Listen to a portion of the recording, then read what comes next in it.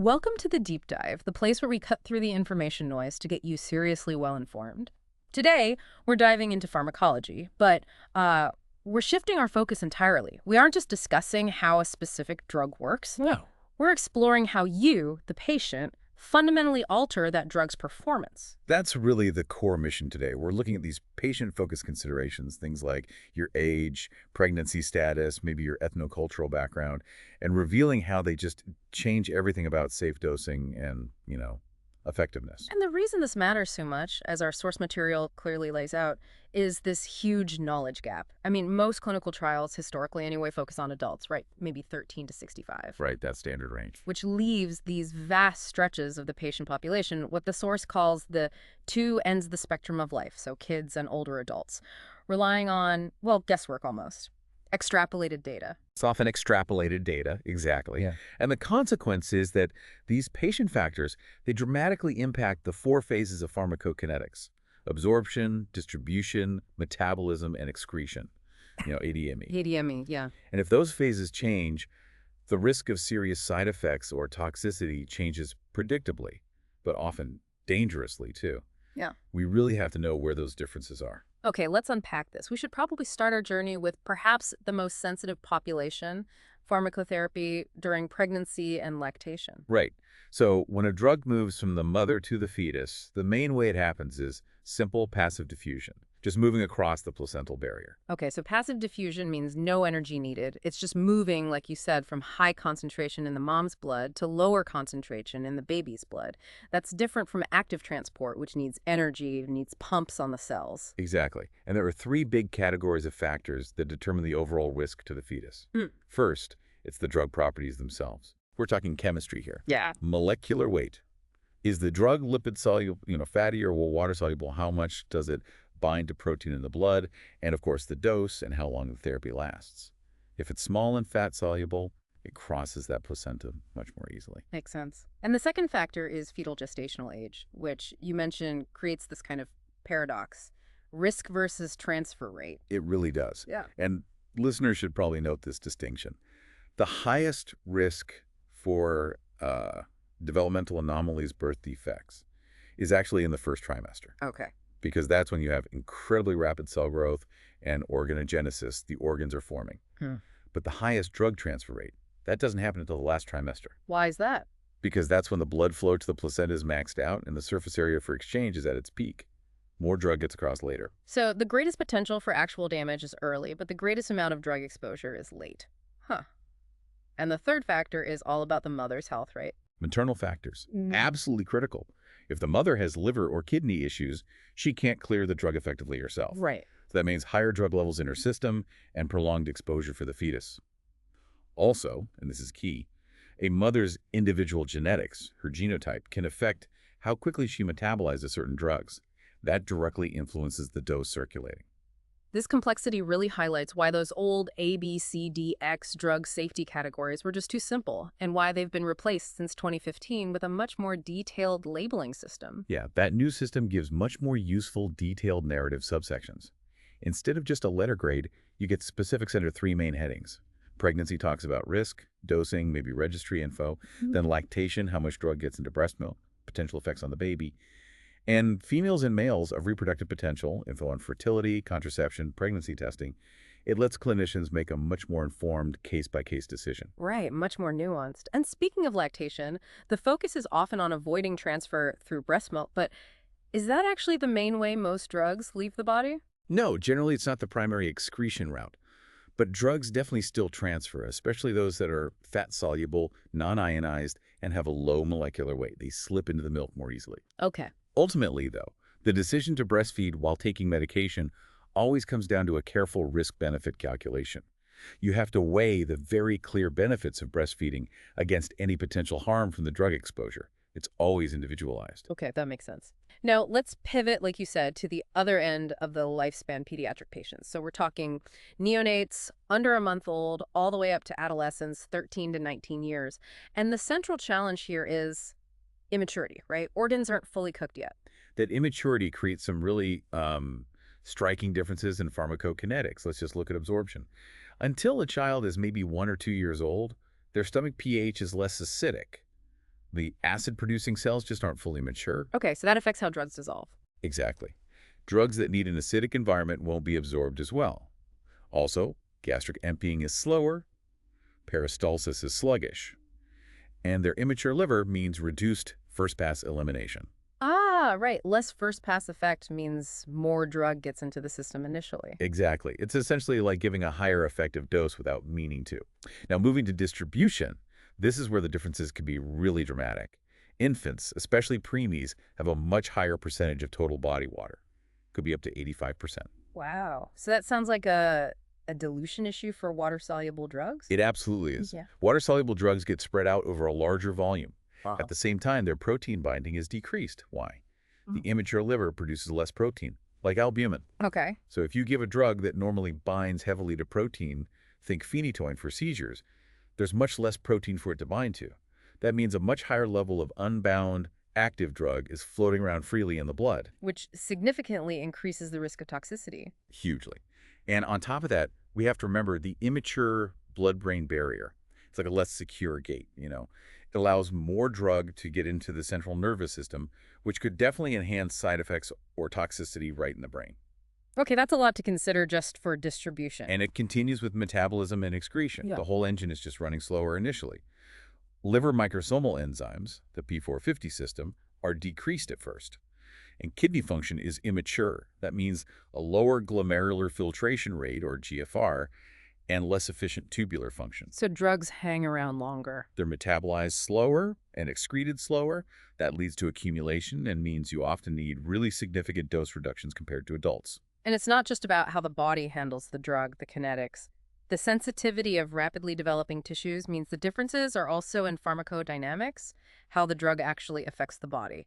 We see this with some really serious contraindications, Yeah, specific examples are important here. like tetracycline antibiotics causing permanent tooth discoloration in kids, or systemic corticosteroids suppressing growth, and even quinolone antibiotics possibly damaging cartilage. These aren't just side effects, they can be permanent injuries directly tied to the patient's age. Here's where it gets really interesting. How does a clinician actually navigate this minefield of variability? How do you calculate a safe dose for a child? Well, we rely mainly on two methods. The most common is probably the body weight method. Straightforward mg/kg dosing. Okay. You calculate the dose based on the child's weight in kilograms, and then, this is crucial, you compare it to the known safe daily dosage range for that drug, the minimum and maximum milligrams per kilogram per day. But you mentioned a gold standard, especially for riskier meds or tiny babies. The body surface area BSA method. You're right. The BSA method is generally considered more accurate. It accounts for the relationship between height and weight, which gives a better estimate of metabolic mass and therefore metabolic and excretion capacity. How does that work in practice? Clinicians often use graphical tools, nomograms, like the West nomogram. You plot the child's height in centimeters and weight in kilograms on this chart, and where the line connecting them crosses the central scale, that gives you the estimated body surface area in meters squared. It provides a calculation that's less prone to error than weight alone, especially at the extremes of size. Okay. Which brings us squarely to safety. When you're managing these doses, what's the single most critical safety rule? The one that, if you ignore it, can lead to absolutely tragic errors. You must use the patient's weight in kilograms, always. Confusing pounds and kilograms is repeatedly cited as the single biggest source of major dosing errors in pediatrics. Wow. Clinicians absolutely have to calculate that safe range using kilograms and compare it to the prescribed dose every single time. It's non-negotiable, a fundamental safety check. That is definitely a life or death conversion to get right. Okay, let's jump now to the other end of that spectrum. The older adult, defined as 65 and up. This population is growing fast, and they face, well, a double-barreled threat, really. Polymorbidity. Multiple chronic illnesses, yeah. And polypharmacy. Polypharmacy. Taking lots of different drugs concurrently, often prescription but also over-the-counter stuff. Herbals. It's not uncommon to see patients on 10 or more medications. And that is perhaps the single greatest pharmacological danger in this group. And the numbers quantifying that risk are just staggering. They really are. The source notes that the risk of a drug-to-drug interaction is about 50% if a patient is taking just 5 medications. 50%. Yeah. Now get them up to 10 or more medications, that risk skyrockets to essentially a guarantee, 100% chance of an interaction. Wow. And this often happens because of something called the prescribing cascade. A doctor prescribes drug A, It causes a side effect, so they prescribe drug B to treat the side effect of drug A, and maybe drug B causes another side effect that becomes a chain reaction. A cascade, yeah. Okay, so let's detail the physiological decline that makes them so vulnerable. How does ADME change in the aging body? Table 12.3 in the source lays this out clearly. Right. Let's start with absorption. It's generally reduced.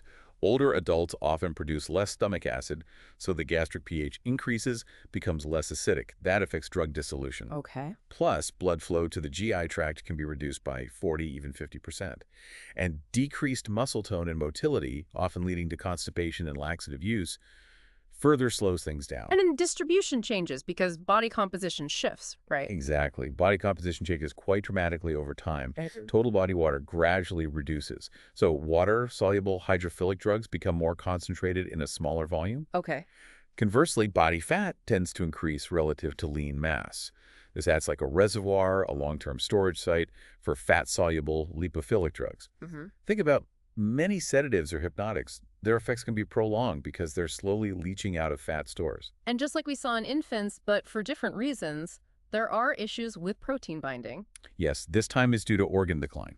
The aging liver often produces fewer proteins, particularly albumin. This reduced protein binding means more free, active drug is circulating, unbound. So higher risk again. Especially for drugs that are normally highly protein-bound, like warfarin, the anticoagulant, or phenytoin. Even a small change in dose or protein levels can cause a massive jump in the active drug concentration, pushing the patient into toxicity really fast. Okay. And for metabolism and excretion, are the systems just wearing down? That's a good way to put it. Metabolism definitely slows. Liver mass decreases, the production of those crucial P450 enzymes reduces, and blood flow to the liver declines steadily, maybe by 1.5% per year after age 25. All this prolongs the half-life of many medications. They stick around longer. And excretion through the kidneys. That also declines significantly. Maybe 40 to 50% of older adults see a measurable drop in their glomerular filtration rate, the GFR.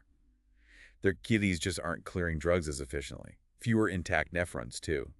This delay means they're at high risk of drug accumulation, especially dangerous with drugs that have a narrow therapeutic index, like digoxin for heart failure. It sounds like the cumulative effect of all these changes is just heightened, almost unpredictable sensitivity, which makes that cardinal dosing rule absolutely crucial. Start low and go slow. That's the mantra. And thankfully, we have some tools to help manage this complexity. The Beers criteria, which was last updated in 2019, is really indispensable. How does that help? It's a list that helps clinicians systematically identify potentially inappropriate medications, PIMs, for older adults. Using it helps significantly reduce adverse drug events. And given that declining GFR we mentioned, regular monitoring of kidney function like checking the estimated GFR and the liver function test, that's an absolute baseline safety requirement. Okay. So we've covered the age extremes. Now let's pivot away from age entirely and talk about the patient as a cultural and, importantly, a genetic entity. We're moving into this area called drug polymorphism. Right. Drug polymorphism is basically the recognition that all these different variables, age, gender, size, body composition, diet, cultural factors, and especially genetics, all influence how an individual patient responds to a drug. The genetic variation in metabolism alone is just staggering. Let's try to nail down some specific genetic examples from the source because they have really immediate dosing consequences. It often boils down to how fast your body acetylates or metabolizes a drug using certain enzymes, right? That's a major factor. For instance, looking at acetylators, some people, particularly those of European and African descent, are genetically classified as slow acetylators. They metabolize certain drugs like isoniazid for tuberculosis very slowly. They need lower doses to avoid toxic buildup. Okay. But on the flip side, some people, maybe of Japanese or Inuit descent, can be rapid acetylators. They might chew through the drugs so quickly they need significantly higher doses just to get a therapeutic effect. And the variation in our main detoxifying system in the liver, the Cytochrome P450 enzymes, that's even more common, isn't it? Oh, absolutely. It's a huge reason why trial and error dosing is so common and often frustrating, especially with certain drug classes. Take psychotropic drugs, for example. Okay. The source points out that many patients of Asian descent are genetically predisposed to being poor metabolizers of these specific drugs through certain P450 pathways. Standard doses might be toxic for them. Contrast that with some white patients who might be ultra-rapid metabolizers through the same pathway and need much higher doses to see any benefit at all. It shows drug response is fundamentally tied to ancestry and individual genetic makeup. And beyond pure genetics, culture itself profoundly dictates health beliefs, practices, and even adherence. For Indigenous peoples in Canada, health is often seen through a very holistic lens, focusing on interconnectedness. Yes, a really important concept. They often conceptualize health using the medicine wheel, which emphasizes balancing four key aspects: physical, emotional, intellectual, and spiritual health. Mm. Illness is seen as a sign of imbalance in one or more of these areas. And that influences treatment approaches. Definitely. Traditional healing practices, which might include smudging using sacred medicines like tobacco, sage, sweetgrass, and cedar, or consulting traditional healers. These must be acknowledged, understood, and respectfully integrated or at least considered alongside conventional pharmaceuticals.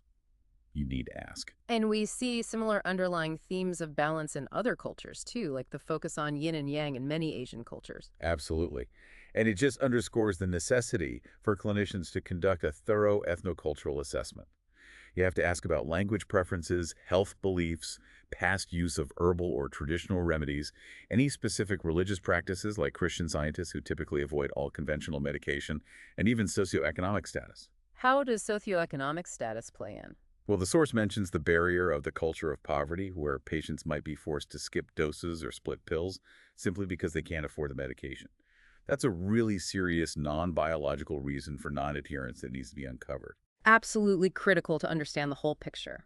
Okay, finally, let's try to synthesize some crucial implementation safety steps across the lifespan, focusing on what the source really stresses for nurses on the front lines. Okay.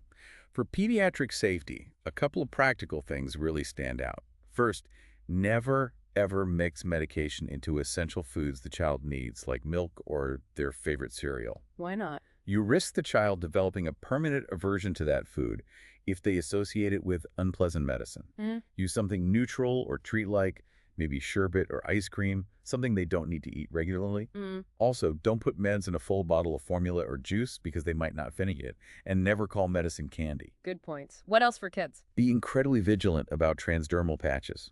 If one accidentally falls off and an infant or small child finds it, touches it, or puts it on themselves, the high concentration in that patch can lead to really serious, even fatal exposure. Secure them well and dispose of them properly. Okay. And for older adults, the big focus is fighting that polypharmacy danger through medication reconciliation. That's where the brown bag technique is so valuable.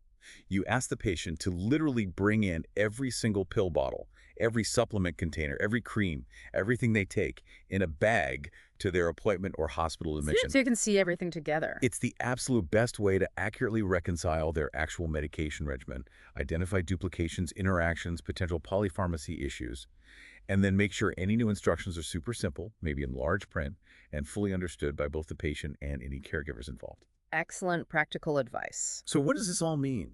Well, I think it means we absolutely have to treat every single patient as an individual pharmacological case study. The pharmacokinetic variability across the lifespan is just massive, from that neonate's immature organ systems demanding careful BSA dosing to the older adult's physiological decline requiring us to start low and go slow. And critically, biological aging is really only half the story, isn't it? Genetic factors fundamentally dictate how quickly we metabolize drugs, sometimes requiring vastly different doses based on ancestry.